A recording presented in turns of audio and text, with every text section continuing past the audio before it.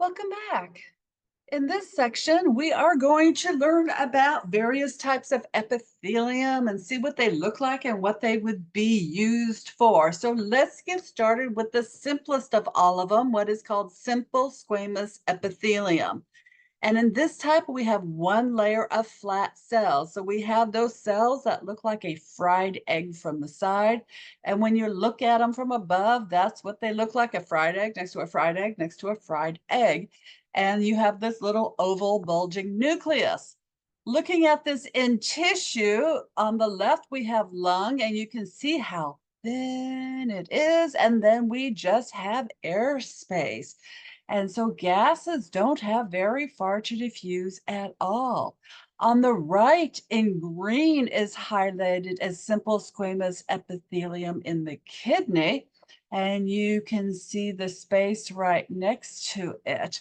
And here we are going to have fluids diffusing in.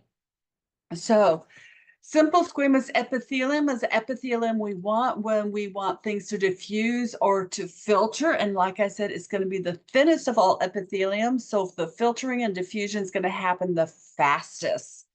And when it lines blood vessels, because, in blood vessels, we want our gases to diffuse there, instead of calling it epithelium, instead of calling it simple squamous epithelium, well, the blood vessel, we're just going to call it an endothelium. So just like we use the word osmosis, instead of saying a diffusion of water, we're going to say endothelium instead of simple squamous epithelium of blood vessels. Now, if we stratify squamous epithelium, it's going to look like either of these pictures. The apical cells are the flattened squamous epithelium, and the deeper cells can vary in shape. Now, remember, the epithelium doesn't have any nutrition, so only these basal cells are dividing, so they can vary in shape. Although in a stratified squamous epithelium, they are usually cuboidal in nature. And as the cells move upward over the 2 weeks that they are alive, they tend to die. Sometimes the most apical layer, the cells are still alive. You can tell that because they have nuclei. And sometimes the cells have died. And you can tell that because there aren't any nuclei anymore. So let's take a closer look at that, because that's the difference between what we call a mucosa, which is misspelled here. It should be M-U-C-O-S-A. So get rid of that S, versus skin. So when the surface cells are dehydrated and dead, it's going to look like these two pictures. Do you see how you don't see any nuclei here near the top or over there? And here what you have is you just have a bag of keratin. So you have this hard protein layer of keratin, which is very protective. And this is what we find in skin. And so skin we call a keratinized stratified squamous epithelium.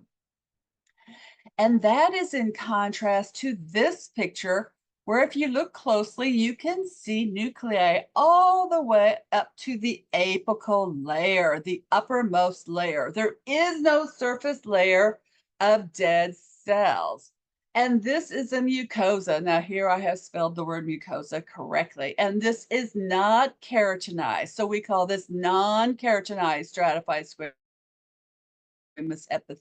This is what you find in the vagina and the esophagus and the inside of the cheek. So the outside of the cheek and the inside of the cheek are both stratified squamous epithelium. But as you know, they look totally different. But the only different histologically is that this is keratinized and inside it is not keratinized.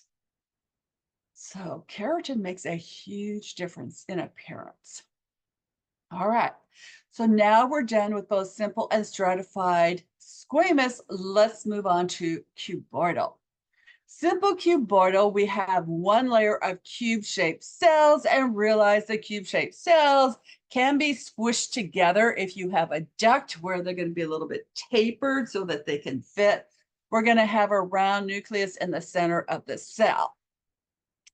And if the duct is cut this way, that's what you have in the upper right as well as in the center. Whereas if we cut the duct longitudinal, that's what you have in this big purple picture where the duct here is in the middle.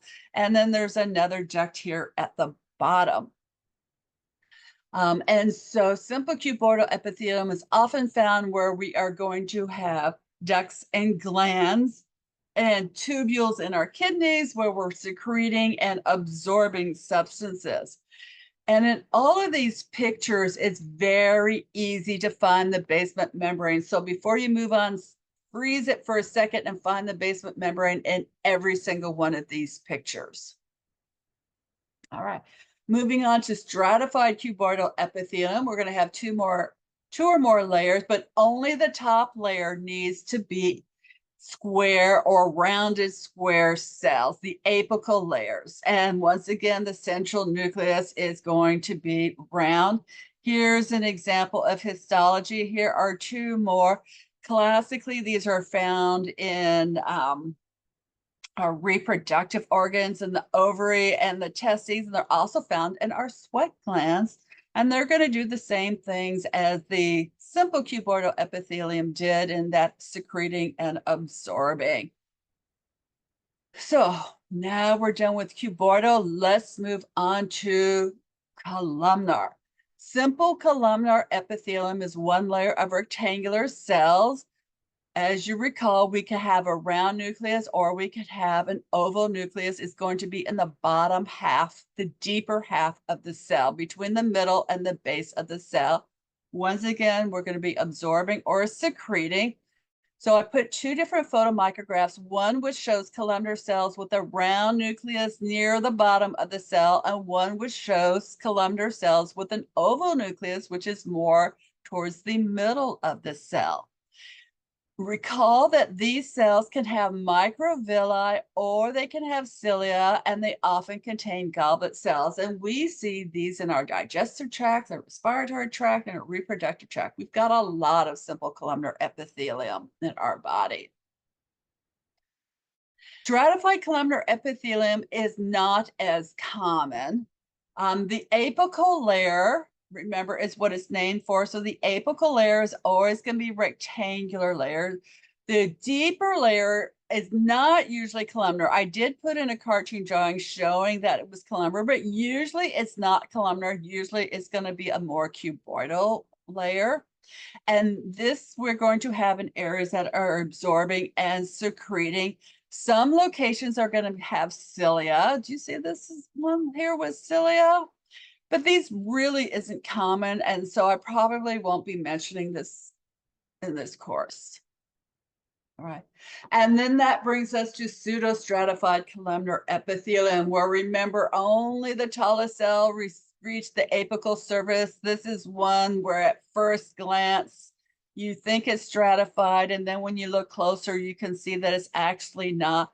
Also recall this was always ciliated. So lovely cilia on both of these photomicrographs. We see nuclei all over the place on this. And then don't forget, we have single cell secretions in those goblet cells with the mucus. And we find these a lot in our respiratory tract as well as other places in our body.